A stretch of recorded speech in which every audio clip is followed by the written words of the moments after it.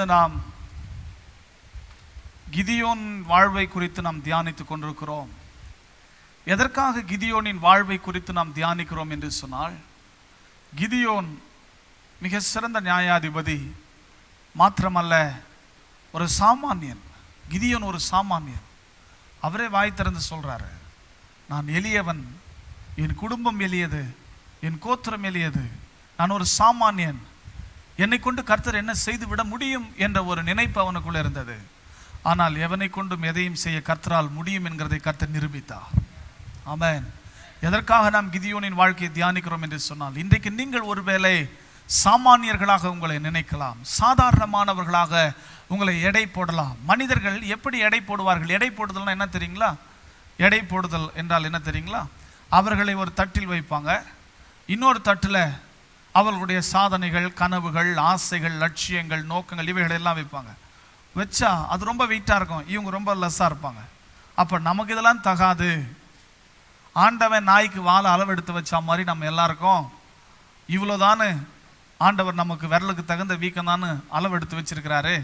அதுக்கு மிஞ்சிலாம் நம்ம ஆசைப்படக்கூடாது, அதுக்கு மிஞ்சிலாம் நம்ம கனவு காணக்கூடாது, நம்மளாலாம் வந்துட்டு அதெல்லாம் செய்ய முடியாது அப்படின்ற மாதிரி ஒரு முடிவுக்கு வராங்க. நீங்கள் உங்களை சார்ந்து வாழ விரும்புகிறீர்களா அல்லது தேவனை சார்ந்து வாழ விரும்புகிறீர்களா என்கிறதான் கேள்வி. உங்களையும் உங்கள் பலத்தையும் உங்கள் சாமர்த்தியத்தையும் நீங்கள் சார்ந்து வாழ்வீர்கள் என்று சொன்னால் நிச்சயமாகவே நீங்கள் தோற்று போவீர்கள். உங்களால் ஒன்றுமே இயலாது. தேவனை சார்ந்து வாழுங்கள். சாமானியர்களாய் நீங்கள் இருக்கலாம், சாதாரணமானவர்களாய் இருக்கலாம். கர்த்தர் உங்களை பயன்படுத்த அதெல்லாம் ஒரு தடையே கிடையாது. உங்களை குறித்து நீங்களே குறைத்து மதிப்பிடாதீங்க. கர்த்தர் யாரையும் மேன்மைப்படுத்த அவருடைய வலது கரத்தினால் ஆகும் என்று வேதம் சொல்லுகிறது. இன்னும் கூட சொல்றார், சிறியவனை புழுதியிலிருந்தும் எளியவனை குப்பையிலிருந்தும் தூக்குவேன், தூக்கினது மாத்திரமல்ல, அவனை பிரபுக்களோடும் ஜனத்தின் அதிபதிகளோடும் உட்கார செய்வேன். இப்போ கர்த்தர் எப்பவுமே பார்த்தீங்கன்னா அவருடைய கிரியை எங்கே வெளிப்படுத்துகிறார்னு சொன்னால், ஒரு சாதாரணமான மனிதனை கொண்டு அவர் பெரிய காரியத்தை செய்கிறதில் ரொம்ப எக்ஸ்பர்ட். ஒரு சிலர் இதில் கை தேர்ந்தவங்க, அதில் கை தேர்ந்தவங்கன்னு தங்களை சொல்லிக்கிறாங்க. கர்த்தர் எதில் கை தேர்ந்தவர் என்றால், அவர் எளியவர்களை கொண்டு வலிய காரியங்களை செய்வார். ஆமென்.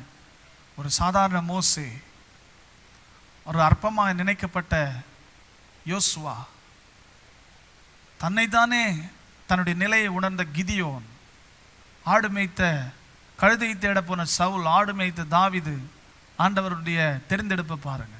கர்த்தர் உங்களையும் முன் குறித்திருக்கிறார், உங்களையும் தெரிந்தெடுத்திருக்கிறார். நீங்கள் தானாக எதர்ச்சியாக விபத்தாகலாம் இங்கே இல்லை. கர்த்தர் உங்களை முன்னறிந்திருக்கிறார். இதை கேட்கிற ஒவ்வொருவருக்கும் சொல்கிறேன், இந்த உலகம் உங்களுடைய நிலையை உணர்ந்து உங்களை மறுதளிக்கலாம், ஆனால் நீங்கள் 100% இன்னார் என்கிறதை அறிந்தே கர்த்தர் உங்களை தெரிந்தெடுத்திருக்கிறார். ஒரு தெய்வீக நோக்கம் உங்கள் வாழ்வின் பேரில் இருக்கிறது. ஒரு தெய்வீக திட்டம் உங்கள் வாழ்வை குறித்திருக்கிறது. அது உங்கள் பலத்தை சார்ந்ததல்ல, தேவனே அதை செய்வார். ஆமென். கிதியோனின் வாழ்க்கையை சற்று சிந்தித்து பாருங்க. கிதியோனின் வாழ்க்கையில் கிதியோன் ஒரு சாதாரணமான நபர். தெபோரா, பாராக் என்கிறவர்கள் மிக சிறந்த ஆளுமைகள். அவர்களின் தலைமைக்கு கீழாக இஸ்ரேலர்கள் 40 வருஷம் அமெரிக்கையாக இருந்து விட்டார்கள்.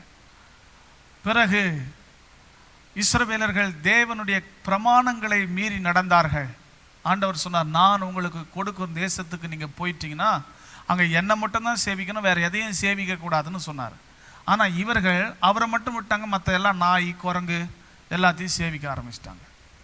இந்த சூழ்நிலையில் சத்துருக்கள் ஆவிக்குரிய வீழ்ச்சி வந்தால் சரீரப்பிரகாரமான வீழ்ச்சி வரும். சத்துருக்கள் இவர்களை மேற்கொண்டு விட்டார்கள். சத்துருக்கள் மேற்கொண்டு ஆண்டவர் இவர்களை அனுமதித்து விட்டார். சத்துருக்களுக்கு நீங்கள் பார்த்தீங்கன்னா மீதியானியர்கள், அமலேக்கியர்கள், மொசபொத்தேமியர்கள் இந்த மக்களை இந்த குறிப்பிட்ட காலத்தில் வெகுவாய் துன்பப்படுத்துகிறார்கள். இவர்களுடைய கையிலிருந்து விடுதலை ஆக்கும்படிக்கு தேவன் தெரிந்தெடுத்த மிகப்பெரிய ஆயுதம்தான் கிதியோன். கிதியோன் என்றாலே போராளி என்ற அர்த்தம். இந்த போராளியின் வாழ்க்கையை நாம் சற்று சிந்திப்போம் என்று சொன்னால், நாம் பல பாடங்களை ஆவியானவருடைய உதவியோடு கற்றுக்கொள்ளலாம். இஸ்ரேலர்களை சத்துருக்களின் கையிலிருந்து இவன் விடுதலை ஆக்கினது ஏதோ ஒரு சரித்திர சம்பவமாக மாத்திரம் நாம் படித்து விட்டு செல்லக்கூடாது. அதிலிருந்து நமக்கு என்ன பாடங்கள்? இன்றைக்கு அதை தான் நான் உங்களுக்கு சொல்ல போகிறேன். நியாயாதிபதிகள் 6ஆம் அதிகாரம் 11 18 வரைக்கும் நீங்க படிப்பீங்க அப்படின்னா, 17 வரைக்கும் நீங்க படிப்பீங்க அப்படின்னா, இங்கே தேவனுடைய அழைப்புக்கு கிதியோன் ஒரு வழியாய் பிரதியுத்தரம் சொல்றார். நீங்க படிச்சு பார்த்த கடைசி வசனத்தை மட்டும் படிக்கலாம். 17.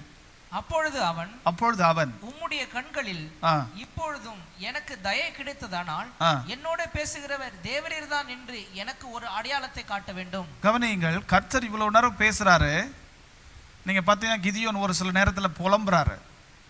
உன்னோடு கர்த்தர் இருக்கிறார் பராக்கிரமசாலின்னு சொன்ன உடனே அவர் கேட்கிற கேள்வினா, கர்த்தர் ஏன் கூட இருந்தா இதெல்லாம் ஏன் நடக்குது? அநேக நேரங்கள் நம்ம என்ன யோசிக்கிறோம்னா, கர்த்தர் நம்ம கூட இருந்தா நமக்கு நல்லது மட்டும்தான் நடக்கணும்னு யோசிக்கிறோம். நம்ம வாழ்க்கையில் எந்த பிரச்சனையும் வரக்கூடாது, ஏன்னா கர்த்தர் தான் இருக்கிறார்ல அப்படின்னு யோசிக்கிறோம். அப்படி கிடையாது. நம்ம வாழ்க்கையில் கர்த்தர் இருக்கிறார், அதுதான் சத்தியம். நம்ம வாழ்க்கையில் கர்த்தர் இருக்கிறார், அதில் மாற்றமே இல்லை. ஆனால் இந்த உலகத்தில் உபத்திரம் உண்டு, இந்த உலகத்தில் பிசாசு இருக்கிறான், இந்த உலகத்தில் பொல்லாத மனிதர்கள் இருக்கிறாங்க. எப்படியாவது நமக்கு பிரச்சனை கொடுக்கணுன்றது தான் பிசாசினுடைய நோக்கம். அந்த நோக்கத்தை சுமந்து கொண்டு சில மனிதர்கள் இருக்கிறார்கள். எப்படியாவது இவன் நிம்மதியை கெடுக்கணும், எப்படியாவது இவனை தொந்தரவுக்குள்ளாக்கணும் அப்படின்னு ஒரு சில சாத்தாண்டி நோக்கத்தை சுமந்து கொண்டு ஒரு சிலர் இருக்கிறாங்க. அப்போ இந்த உலகத்தில் போராட்டங்கள் என்கிறது தவிர்க்க முடியாத ஒன்று. ஆனால் கர்த்தர் உடன் இருந்தால் ஜெயிப்போம். அப்போ நம்ம அதை புரிந்து கொள்ளணும். கர்த்தர் கூட இருந்தால் நாம் மேற்கொள்ளுவோம். கிதியோன் என்ன நினைச்சிட்டான், கர்த்தர் கூட இருந்தா இவையெல்லாம் சம்பவிக்காது, சவால்களே இருக்காது, பிரச்சனையே இருக்காது அப்படின்னு அவர் ஒரு குருட்டு கணக்கு. ஒன்று சொல்றேன், உங்களுக்கென தேவனை குறித்த பார்வையை நீங்க மறந்துடுங்க. வேதம் தேவனை குறித்து என்ன பார்வை உங்களுக்கு காண்பிக்கிறதோ அதை எடுத்துக்கொள்ளுங்க. இன்னைக்கு அநேகர் கர்த்தர்னா இப்படிதான் இருப்பாரு, அவர் வெள்ளையா இருப்பாரு, கருப்பா இருந்தா என்ன பண்ணுவீங்க? யோசித்து பாருங்க.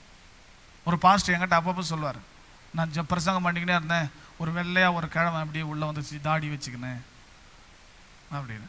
அப்போ கருப்பா இருந்தா வெள்ளைக்காரன் சொல்றான் கர்த்தர் வந்துட்டு வெள்ளையா இருப்பார்னு, கருப்பினத்தவன் சொல்றான் கர்த்தர் கருப்பா இருப்பார் அப்படின்னு. இன்னும் ஒரு சிலர் ஆராய்ச்சி பண்ணி சொல்றாங்க, இந்தியர்கள் என்ன கலர்ல இருக்கிறாரோ இயேசு கிறிஸ்து அந்த கலர்ல தான் இருப்பார் அப்படின்னு. அவர் வெண்மையும் சிவப்புமானவர்னு வேதம் சொல்லுது. அது என்ன வெண்மை சிவப்பு, நம்மளால யோசிக்க முடியல. அப்போ அநேக நேரங்களில் நம்ம ஒரு கான்செப்ட் வச்சுட்டு இருக்கிறோம், கிறிஸ்தவ வாழ்க்கைனா இதுதான், கர்த்தர்னா அப்படிதான் அப்படின்னு. அந்த கான்செப்ட்லாம் உதவாது. அதனால தான் பார்த்தீங்கன்னா ஒரு சிலருக்கு ஏமாந்தோம். ஆண்டவரை ஏற்றுக்கின உடனே அப்படியே லாட்ரி அடிச்ச மாதிரி உயின்னு ஒரே நாளில் அப்படியே உச்சி வானத்துக்கு போயிடும்னு நினைப்பு, இவங்க ஒரு கான்செப்ட். ஆனால் ஆண்டவரை ஏற்றுக்கின பிறகு ஒரு சில கஷ்டங்கள், கர்த்தரை நம்பி கூட பிரயோஜனம் இல்லையே அப்படின்ற மாதிரி ஒரு சலிப்பு. கர்த்தர் எங்க கூட இருந்தா ஏன் எங்களுக்கு இதெல்லாம் நடக்குது அப்படின்னு இவன் கேள்வி. ஆனா விஷயம் என்னன்னா, கர்த்தர் இவங்க கூட தான் இருக்கிறாரு, ஆனா இவங்க தான் கர்த்தரோடு இல்லை. இது எப்படியா புரிஞ்சுக்கிறது? கர்த்தர் அவருடைய செயலில் சரியா இருந்தார், ஆனா இவர்கள் தங்களுடைய பணியில் சரியா இல்லை. கர்த்தர் தங்களுக்கு நியமித்த நியமங்களை மறந்து விட்டாங்க, அந்நிய தேவர்களை சேவிக்க ஆரம்பிச்சாங்க, ஆண்டவர் காட்டாதவைகளை நாட ஆரம்பித்தார்கள். இதுதான் இவங்க வாழ்க்கையில பிரச்சனை. தேவன் என்றைக்கும் இருக்கிற வண்ணமாக தான் இருக்கிறார், மனிதர்கள் தான் மாறிக்கொண்டிருக்கிறாங்க. மனிதன் தான் இஷ்டத்து, நான் கர்த்தர், நான் மாறாதவன்னு கர்த்தர் சொல்றாரு.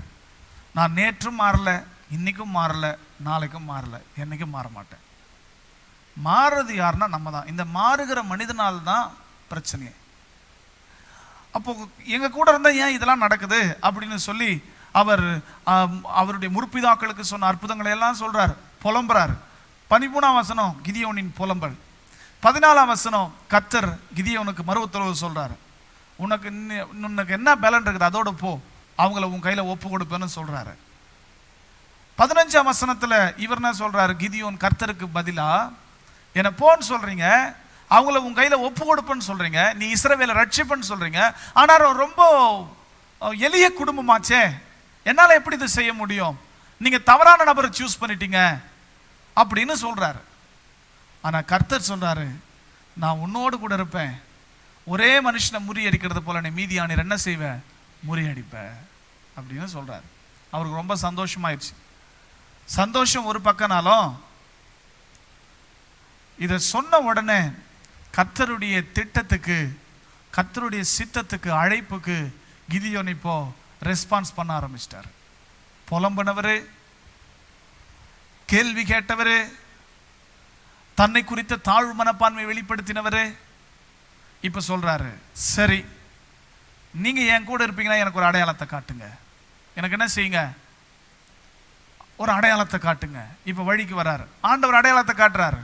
பாறையிலிருந்து நெருப்பு வர வைக்கிறாரு. ஒரு குச்சி பாறையில உரசுனா நெருப்பு வருது.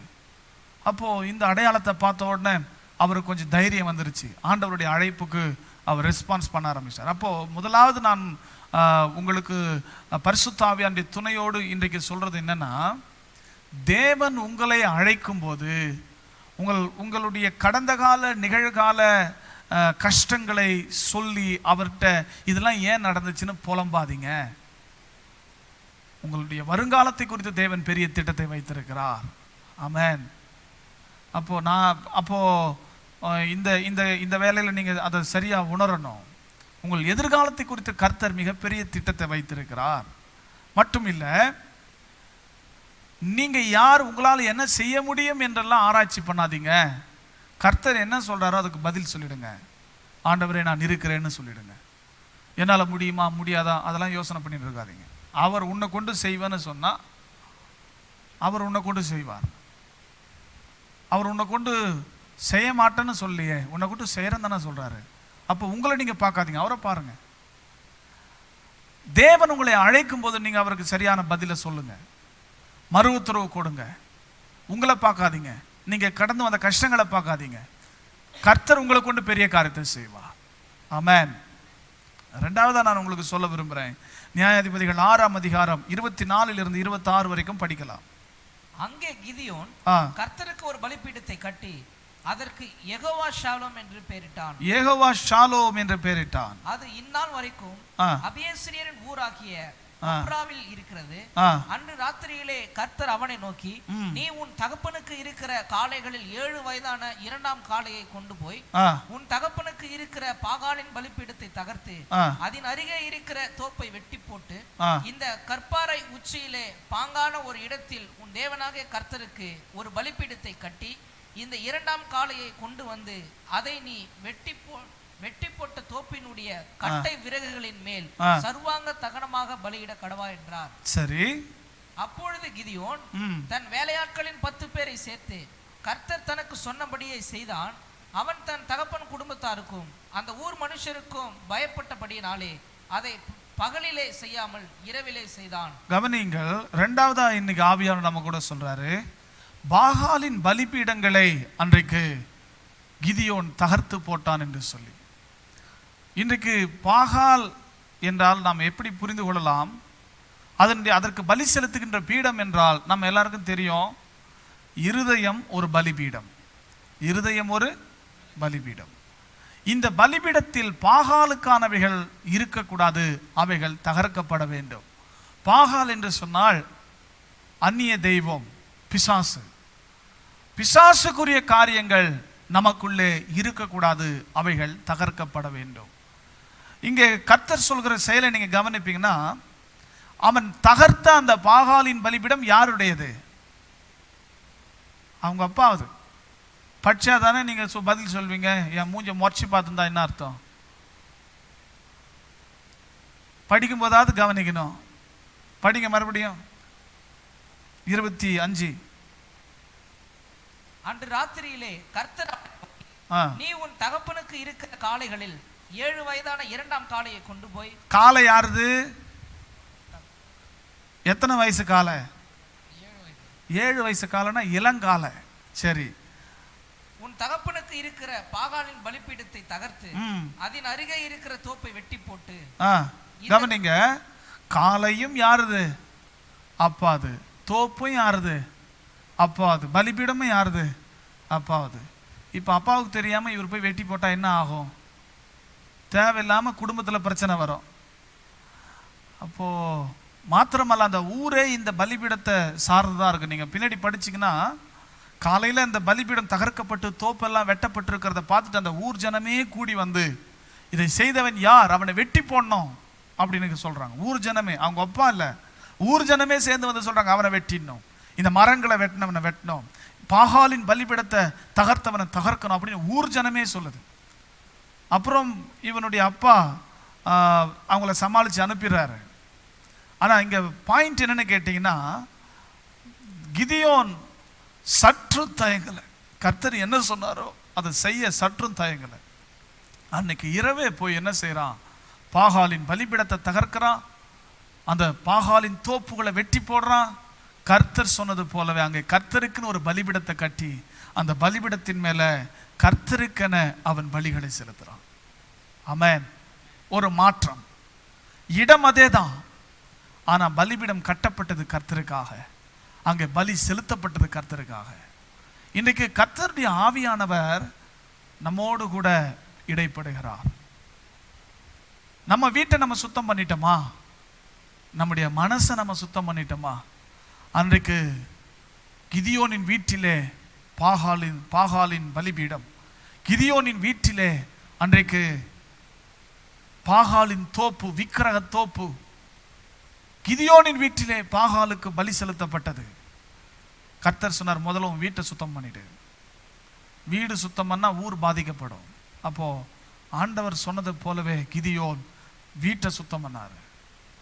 இன்றைக்கு நம்முடைய வீட்டில் தேவனுக்கு பிரியமில்லாத பாகாலின் தோப்பு எது? தேவனுக்கு பிரியமில்லாத பாகாலின் பலிபீடம் எது? அவைகளை நாம் தகர்க்க வேண்டும் என்று கர்த்தர் சொல்லுகிறார். ஆமென். அன்றைக்கு ஒரு கிறிஸ்தவ வீட்டுக்கு போனேன். பச்சைய பாஸ் ஜவுளியில் அவங்க இது வாங்கியிருக்கிறாங்க, கிறிஸ்மஸுக்கு துணி. அங்கே கேலண்டர் கொடுத்துக்கிறாங்க, கிறிஸ்தவ கேலண்டர். அதில் இயேசுநாதர் மாதிரி ஒரு ஃபோட்டோ போட்டது. அது எந்த ஆள் எவன் ஃபோட்டோவோ தெரியல. அந்த ஃபோட்டோவை எடுத்து ஒரு ஷெல்ஃபில் வச்சு அந்த ஷெல்ஃபில் 2 மெழுகுவத்தி இப்படி கொளுத்தி வச்சுட்டு அந்த ஃபோட்டோ தலை மேலே ஒரு பூ கொத்த வச்சுருக்கிறாங்க. கிறிஸ்தவ வீடு, பெந்தகோஸ்தே வீடு. அது பக்கத்தில் ஒரு ஊதுவத்தி ஸ்டாண்டு. இவங்க டெய்லியும் காலையில் அதை கொளுத்தி வைப்பாங்க போல் இருக்கு. ஒரு ஊதுவத்தி ஸ்டாண்டு. கொஞ்சம் யோசித்து பாருங்க, இது கண்டுக்காமையே நம்ம போயிட்டா நல்லதா? இது மாத்திரமா பாகால் சம்பந்தமானது? இன்னும் நம்ம வீட்டில் தேவனுக்கு பிரியமில்லாத காரியங்கள் என்னெல்லாம் இருக்குது?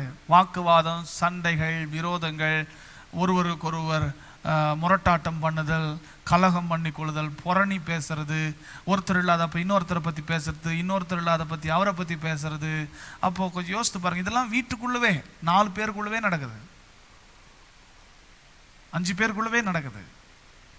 அப்போ இவைகளெல்லாம் தகர்க்கப்படணும், இவைகளெல்லாம் தகர்க்கப்படணும். சன் டிவின்ற பாகால் பலிபீடம் தகர்க்கப்படணும். தகர்க்கப்படுதா? அதுதான் அங்கே பலி செலுத்தப்பட்டு இருக்குது. ஒருத்தர் என்கிட்ட சொன்னார், நாங்கள் எந்த டிவியும் பார்க்கறது இல்லையா, அந்த விஜய் டிவியில் வர ப்ரோக்ராம்லாம் மட்டும்தான் பார்த்துன்னு இருக்கிறோம். அப்போ இதெல்லாம் தகர்க்கப்படுதா? செல்ஃபோனில் பாகால் இருக்கிறானா? இருக்கிறான். யோசித்து பாருங்க.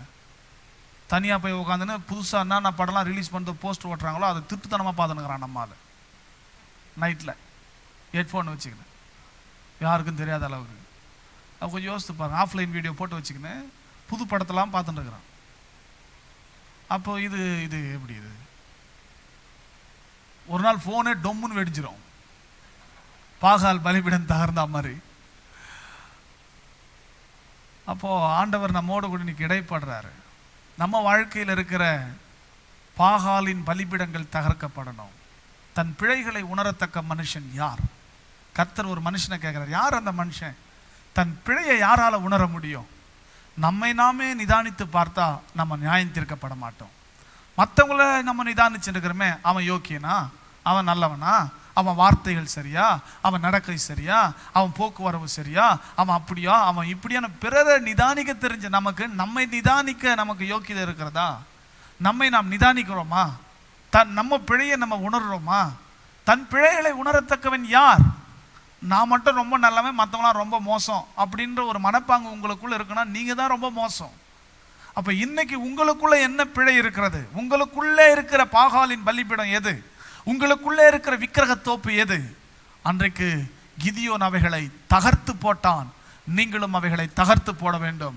தகர்த்து போட்டது மட்டுமில்ல, அங்கே கர்த்தருக்காக அவன் பலிபீடம் கட்டினான். அங்கே கர்த்தருக்காக அவன் பலிகளை செலுத்தினான்.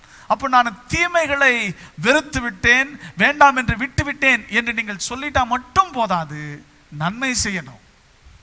ஒரு சிலர் பார்த்தீங்கன்னா நான் எந்த தப்புமே செய்யலை அப்படின்ற மாதிரி திருப்தி ஆயிடுறாங்க. கர்த்தர் சொல்றாரு, நீ நன்மை செய்ய திராணி இருந்தும் அதை செய்ய தகுந்தவர்களுக்கு செய்யாமல் போதே பாவம். அப்போ நான் தப்பு செய்யலைன்னு மட்டும் தன்னிறைவு அடையக்கூடாது, நான் தேவனுக்கு பிரியமாய் வாழ்கிறேன் என்கிறதை நாம் ஊர்ஜிதப்படுத்தி கொள்ள வேண்டும். இன்னைக்கு நம்ம அதை ஊர்ஜிதப்படுத்திக்கிறோமா? நம்முடைய பிழையை நம்ம உணர்ந்து இன்னும் எனக்குள்ள என்ன சரி செய்யணும், இன்னும் என்னுடைய ஆவிக்குரிய வாழ்க்கையில் என்ன ரிப்பேர் பண்ணணும், எது பழுது பார்க்கணும் அப்படி நம்ம அதை என்னைக்குனா நம்ம யோசிக்கிறோமா? அப்படியே ஆண்டவர் ஆசீர்வாதத்தை கதவுலாம் திறந்து, ஒரு கதவுல 1000 கதவு திறந்து அப்படியே தப தப தப தபன்னு கொட்டணும் மட்டும் எதிர்பார்க்குறோம். நம்முடைய பிழைகளை நாம் உணர்கிறோமா? நம்மிடத்தில் என்ன குறை இருக்கிறது? நமக்குள்ளே இஸ்ரவேலர்கள் தான், ஆனா பாகாலுக்கு பலிபீடம். கர்த்தர் அதை தகர்க்க சொல்றாரு. மீதியானியனை ஜெயிக்கணுமா? பாகாலின் பீடத்தை தகர்த்து போடு. வாழ்க்கையில் வர கஷ்டங்களை ஜெயிக்கணுமா? விக்கிரக தோப்புகளை வெட்டி போடு. கர்த்தருக்கு பிரியமில்லாத காரியங்கள் நம்மளிருந்து தூக்கி எறிவோம். கர்த்தர் நம்மோடு கூட தான் இருக்கிறார். எங்க கூட கர்த்தர் இருந்தா எங்களுக்கு ஏன் இவ்வளவு கஷ்டம்? நான் கர்த்தர் கூட இல்லை, அதான் கஷ்டம். கவனிங்க, ஆண்டவர் வல்லமை உள்ளவராய் என்று மாறாதவராய் இருக்கிறார். ஆமென். அப்போ ரெண்டாவதா இன்றைக்கு ஆவியானவர் சொல்கிறார், நாம் பாகாலின் பீடங்களை தகர்க்கிற கிதியோன்களாக இருக்க வேண்டும். அப்போதான் மீதியான் மேல ஜெயம். மூணாவதா எல்லாரும் என்னோடு சேர்ந்து நியாயாதிபதிகள் 6:17 படிக்கலாம். அப்பொழுது அவன் 6:21 படிக்கலாம். 6:21 6:21 அப்பொழுது கர்த்தருடைய தூதன் தமது கையில் இருந்த கோலின் நுனியை நீட்டி இறைச்சியையும் புளிப்பில்லாத அப்பங்களையும் தொட்டார். அப்பொழுது அக்கினி கற்பாறையிலிருந்து எழுப்பி இறைச்சியையும் புளிப்பில்லாத அப்பங்களையும் பட்சித்தது. கர்த்தரின் தூதனோ வென்றால் அவன் கண்களுக்கு மறைந்து போனார். கவனிங்க, 17ஆம் வாக்கியத்துல 16ஆம் வாக்கியத்துல கர்த்தர் சொல்றார், நான் உன் கூட இருப்பேன், மீதியானியரை ஒரே மனுஷனை முறியடிக்கிறத போல நீ முறியடிப்ப அப்படின்னு கர்த்தர் சொல்றார். சரிங்க ஆண்டவரே, அப்படி நடக்குன்னா எனக்கு அடையாளம் கொடுங்க. எனக்கு என்ன பண்ணுங்க? அடையாளம் கொடுங்க. கிதியோன் கர்த்தரே சொன்னாலும் காரியத்தை உறுதிப்படுத்தி கொள்ள அடையாளங்களை தேடினார். மூன்றாவதாக ஆவியானவர் இன்னைக்கு நம்ம கூட அதுதான் சொல்றார். கர்த்தரே சொன்னாலும் ஆண்டவரே எனக்கு உறுதிப்படுத்தும் என்று கேளுங்க. நீங்க இதை தொடர்ந்து கொஞ்சம் முன்னாடி போவீங்கன்னா, யோசுவா ஆயி பட்டணத்தின் மேல தோத்துட்ட பிறகு ஆண்டவர் மறுபடியும் எழும்பி போங்கடா, நான் ஜெயத்தை கொடுப்பேன்னு சொல்றாரு. எனக்கு ஒரு அடையாளத்தை கொடுங்க. அப்போ இப்படிதானே சுத்தம் கடிகாரம்? யோசுவா கேட்கிறார், கடிகாரம் முள்ளு இப்படி சுத்தணும் ஆண்டவரே. அப்படி சுத்துச்சு கடிகாரம் முள்ளு. ஒரு அடையாளம். மோசே 3 அடையாளங்களை கேட்டார். அப்ப ஆண்டவர் இடத்துல அடையாளங்களை கேட்கிறது தவறல்ல. ஒரு காரியத்தை நீங்கள் முடிவு எடுக்கிறதற்கு முன்னாக, ஒரு காரியத்தில் கால் வைக்கிறதற்கு முன்னாக, ஒரு காரியத்தை தெரிந்தெடுக்கும் முன்னதாக, வாழ்க்கையில் மிக முக்கியமான முடிவுகளை எடுக்கிற தருணங்களில் அவசரப்படாமல் தேவனிடத்தில் பொறுமையாயிருந்து அடையாளங்களை கேட்டு பெற்றுக்கொண்டு உறுதிப்படுத்தி கொண்டு அதில் அடி எடுத்து வைங்க. ஆமென். நம்ம என்ன செய்யறோன்னா, மற்றவங்க சொல்றதை எடுத்துக்கிறோம், இல்லை நம்முடைய மாம்சம் சொல்றதை எடுத்துக்கிறோம். நம்மளா ஒரு குருட்டு என்னைக்குன்னு நான் ரொம்ப ஞானி அறிவாளி அப்படிலாம் யோசித்தோன்னு நம்மளே ஒரு சில காரியங்களை செய்கிறோம். அது வாழ்க்கையில் நிறைய நேரத்தில் விபத்துகளை உண்டாக்குங்கிறத நம்ம மறந்துடக்கூடாது. உறுதிப்படுத்தி கொண்டால், மறுபடியும் சொல்கிறேன், காரியத்தை தேவனிடத்தில் அடையாளத்தை காட்டி கேட்டு நீங்கள் உறுதிப்படுத்தி கொண்டால் 1000 பேர் தடுத்தாலும் நீங்கள் அதை செய்கிறதில் தீவிரமாக இருங்க. ஏனென்றால் கர்த்தருடைய ஆவியானவர் உங்களுக்கு துணை நிற்பார். அந்த காரியத்தை நீங்கள் தேவனிடத்தில் அடையாளம் கேட்டு உறுதிப்படுத்தவில்லை என்று சொன்னார், ஏதோ உங்களுடைய அபிமானம் அல்லது பிறர் சொன்ன புத்திமதிகள், பிறர் சொன்ன ஆலோசனைகள். ஏட்ட ஒருத்தர் சொன்னார், ஐயா அந்த பட்டு சேலை கடை திறந்தா நீ நல்லா இருப்ப, காஞ்சிபுரம் பட்டுன்னு சொல்லிட்டு, கேரளாவில் குமுளியில் காஞ்சிபுரம் பட்டுன்னு சொல்லிட்டு நீங்கள் வித்தனா ஓஹோன்னு ஓடும், ஆஹான்னு ஓடும். எனக்கும் அது ரொம்ப நல்லா பட்டுச்சு, பிரைட்டாக தெரிஞ்சிச்சு. ஆரம்பிச்சு லாஸ்டில் போய் வீட்டை கூட அடமானம் போட்டேன். மற்றவங்க நம்மளை உசுப்பேத்துவாங்க, அதெல்லாம் நம்ம என்ன பண்ணக்கூடாது? எடுக்கக்கூடாது. அல்லது நம்முடைய புலனறிவு கூட நமக்கு ஒரு சில தவறான தகவல்களை கொடுக்கும், அதெல்லாம் எடுத்துக்காதீங்க. தேவனிடத்தில் உறுதிப்படுத்தி கொண்டு எந்த ஒரு காரியத்தையும் செய்யுங்க. தேவனிடத்தில் கேட்டு உறுதிப்படுத்தாமல் நீங்களா திடுதுப்புன்னு காலை விட்டுட்டு அப்புறமா ஆழ தெரியாமல் காலை விட்டுட்டு மூழ்கி கொண்டிருக்கிறேன், என்னை காப்பாற்றும்னு பேதுற மாதிரி சொல்லக்கூடாது. ஒரு சிலர் அந்த மாதிரி ஒரு சுவாபம். ஐயரே நான் மூழ்கி கொண்டிருக்கிறேன் அப்படின்னு, நான் அமிழ்ந்து போகிறது உமக்கு நலமான. அப்போ காரியங்களை உறுதிப்படுத்திக் கொள்ளுங்கள். இதோட நிறுத்தலைங்க. இதை தொடர்ந்து நீங்க 36 40 வசனங்களை படிப்பீங்கன்னா 6ஆம் அதிகாரத்திலேயே படிங்க. அப்பொழுது கிதியோன் தேவனை நோக்கி, தேவரீர் சொன்னபடி என் கையினாலே இஸ்ரவேலை ரட்சிக்க வேண்டுமானால் இதோ நான் மயிருள்ள ஒரு தோலை களத்திலே போடுகிறேன், மயிருள்ள ஒரு தோலை களத்தில் போடுகிறேன், பனி தோலின் மேல் மாத்திரம் பெய்து பூமி எல்லாம் காய்ந்திருந்தால் அப்பொழுது தேவரீர் சொன்னபடி இஸ்ரவேலை என் கையினால் ரட்சிப்பேன் என்று அதனாலே அறிவேன் என்றான். சரி, அப்படியே ஆயிற்று. அவன் மறுநாள் காலமே எழுந்திருந்து தோலை கசக்கி அதிலிருந்து பனி நீரை ஒரு கிண்ணம் நிறைய பிழிந்தான். அப்பொழுது கிதியோன் தேவனை நோக்கி, நான் இன்னும் ஒரு விசை மாத்திரம் பேசுகிறேன், உமது கோபம் என் மேல் மூளாது இருப்பதாக. தோலினாலே நான் இன்னும் ஒரே விசை சோதனை பண்ண வேண்டும், தோல் மாத்திரம் காய்ந்திருக்கவும் பூமி எங்கும் பனி பெய்ந்திருக்கவும் கட்டளையிடும் என்றான். அப்படியே தேவன் அன்று ராத்திரி செய்தார். தோல் மாத்திரம் காய்ந்திருந்தது, பூமி எங்கும் பனி பெய்திருந்தது. 7:1. அப்பொழுது கிதியோனாகிய யெருபாகாலும் அவரோடு இருந்த ஜனங்கள் யாவரும் காலமே எழுந்து புறப்பட்டு. கவனிங்க, முன்னாடி எடுத்து வைக்கிறதுக்கு முன்னாக எத்தனை ஒரு உறுதியோடு அதை எடுத்து வைக்க வேண்டும் என்று அவர் கவனமா இருந்தார். உறுதியோடு, கர்த்தாவே இது நீங்க அனுமதிக்கிறீங்களா, அலோவ் பண்றீங்களா, உண்மையா நீங்க சொல்றதெல்லாம் நீங்க தான் சொல்றீங்க, நான் நம்புறேன், ஆனாலும் எனக்கு நான் மனுஷன்ல, எனக்கு அடையாளங்களை காட்டுங்க. என்ன அடையாளம் கேட்கிறார் அப்படின்னு கேட்டீங்கன்னா, நான் முடி உள்ள ஒரு தோலை, தோல் ஆட்டுத்தோல் மாட்டுத்தோலை என்ன செய்வாங்க, பயன்படுத்துறதுக்கு முன்னாடி அந்த முடியெல்லாம் தீச்சிருவாங்க. இவர் சொல்றாரு, முடி உள்ள ஒரு தோலை நான் பூமியின் மேலே பரப்பி வைப்பேன், வானத்துலேருந்து பனி பெய்யணும், பனி பெய்கிற பனி தோல் மேலே மட்டும்தான் நனைஞ்சிருக்கணும், அது சுற்றி இருக்கிற பூமியை தர நனையக்கூடாது. இந்த சாட்சி, இந்த அடையாளம் புரியுதுங்களா? பார்த்தீங்கன்னா அதே மாதிரி ஒரு பெரிய ஆச்சரியம், தோல் மட்டும் நனைஞ்சிருக்குது, பூமி நனையில. சந்தோஷம் தானே, ஏற்றுன்னு போயிட்டு இருக்கலாம்ல.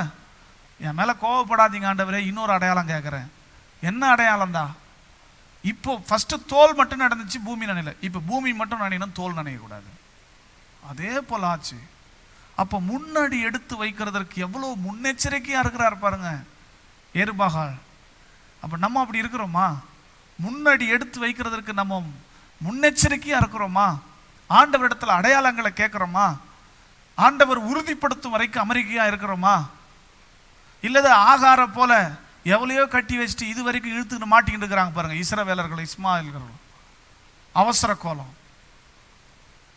அப்போ நம்ம வாழ்க்கையில் நாம் கற்றுக்கொள்ள வேண்டிய மிக முக்கியமான பாடம், கர்த்தாவை எனக்கு உறுதிப்படுத்தும், கர்த்தாவை எனக்கு அடையாளங்களை தாரும், இந்த அடையாளங்களை நீ செய்வீரானால், இது எனக்கு காண்பிப்பீரானால், இது உம்முடைய செயலிட நான் புரிந்து கொண்டு முன்னெடுக்கிறேன் என்று நாம் கிதியோனை போல தேவனிடத்தில் உறுதிப்பாடுகளை கேட்க வேண்டும், அடையாளங்களை கேட்க வேண்டும். ஆமென். அப்படி அடையாளங்கள் வைக்கிற அடையாளங்கள் நிறைவேறினா தைரியமா முன்ன வைக்கலாம். அடையாளங்கள் நிறைவேறணும்னு அவசரப்பட்டுறக்கூடாது. நிறைவேற வரைக்கும் அமைதியா இருக்கணும். கர்த்தர் நிச்சயமா நம்ம அவருக்காய் காத்திருக்கிறோம்னா அவர் நமக்காய் கிரியை செய்வார். ஆமென். வெட்கப்பட்டு போக விட மாட்டார். தொடர்ந்து நாம் தியானிக்கலாம், நாம் நின்ற வண்ணமாக ஜெபிக்கலாம். நாளை தினத்தில் மீண்டும் நாம் கிதியோனின் தியானத்தை துவங்கலாம். ஹல்லேலூயா, ஸ்தோத்திரம். ஆண்டவரே, கிதியோனை போல நாங்கள் கிதியோனின் வாழ்க்கையில் இருக்கின்ற நற்காரியங்களை கற்றுக்கொண்டு அவைகளை எங்கள் வாழ்வில் நாங்கள் புகுத்தி கொள்ள எங்களுக்கு உதவி செய்யும். கேட்ட ஒவ்வொருவரையும் ஆசீர்வதியும். இயேசு கிறிஸ்துவின் மாறாத நாமத்தில் பிதாவே, ஆமென். யாவரும் சேர்ந்து சொல்வோம், என் ஆத்மாவே கர்த்தரை ஸ்தோத்திரி, என் முழுவலமே பரிசுத்த நாமத்தை ஸ்தோத்திரி, என் ஆத்மாவே கர்த்தரை ஸ்தோத்திரி, கர்த்தர் செய்த சகல உபகாரங்களை மறவாதே. ஆமென். நம்முடைய கர்த்தராகிய இயேசு கிறிஸ்துவின் கிருபையும் பிதாவாகிய தேவனுடைய அன்பும் பரிசுத்தாவியானவருடைய ஐக்கியமும் இன்றும் என்றும் சதா காலங்களிலும் கிறிஸ்துவின் வருகை மட்டும் நம் அனைவரோடும் கூட நீடித்து நிலைத்திருப்பதாக. ஆமென்.